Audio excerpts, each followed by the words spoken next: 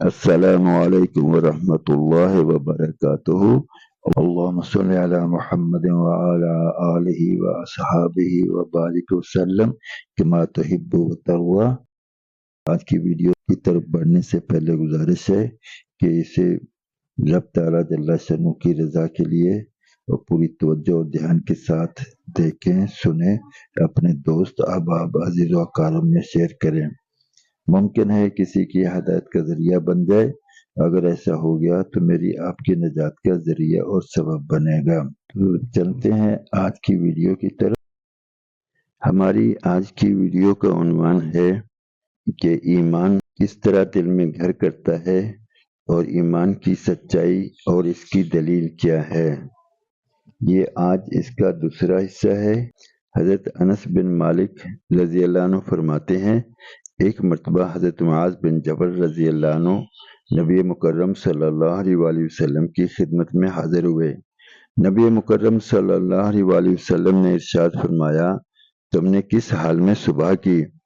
حضرت معاذ رضی اللہ عنہ نے عرض کیا، میں نے آپ پر ایمان لانے کی حالت میں صبح کی۔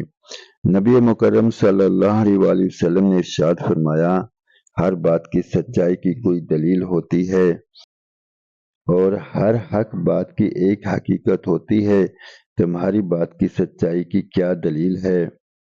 حضرت معاذ رضی اللہ عنہ نے عرض کیا، اے اللہ کے رسول صلی اللہ علیہ وآلہ وسلم، جب بھی صبح ہوتی ہے میں یہ سمجھتا ہوں کہ میں شام نہیں کر سکوں گا، اور جب بھی شام ہوتی ہے میں یہ سمجھتا ہوں کہ میں صبح نہیں کر سکوں گا، اور جب بھی کوئی قدم اٹھاتا ہوں تو یہ گمان کرتا ہوں کہ میں دوسرا قدم نہیں اٹھا سکوں گا، اور گویا کہ میں ان تمام امتوں کی طرف دیکھ رہا ہوں جو گھٹنوں کے بل بیٹھی ہیں، اور انہیں ان کے اعمال نامے کی طرف بلایا جا رہا ہے، اور ان کے ساتھ ان کے نبی بھی ہیں، اور ان کے ساتھ وہ بت بھی ہیں جن کی وہ اللہ کے علاوہ عبادت کیا کرتے تھے، اور گویا کہ میں جہنم والوں کی سزا اور جنت والوں کے اجر و ثواب کو دیکھ رہا ہوں۔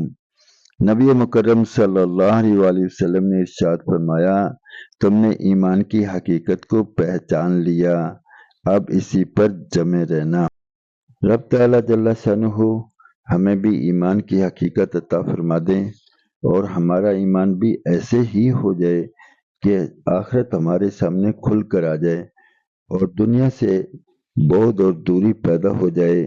دنیا تو ہے ہی کھیل تماشے کی کہ آج جو ہم بوئیں گے سو آخرت میں کاٹیں گے، لیکن ایمان تو بنے گا جب ہم ایمان کی محنت کریں گے، کیونکہ ہمارا مشاہدہ ہے جس چیز پر محنت کی جاتی ہے اس کی قدر و منزلت دل میں آتی ہے، وہ اس چیز میں آدمی ترقی کرتا ہے، اس کے ساتھ الفت اور محبت پیدا ہو جاتی ہے۔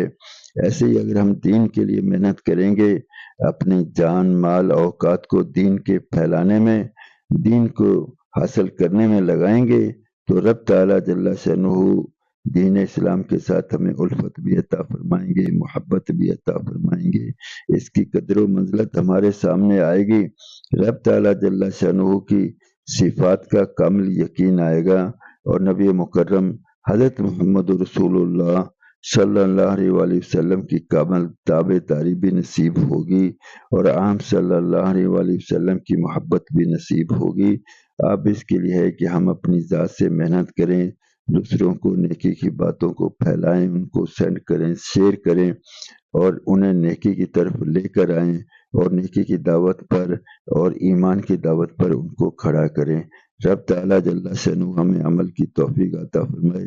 جزاکم اللہ خیر وأحسن الجزاء۔ اگلی ویڈیو تک کے لیے اللہ حافظ۔ السلام علیکم ورحمۃ اللہ وبرکاتہ۔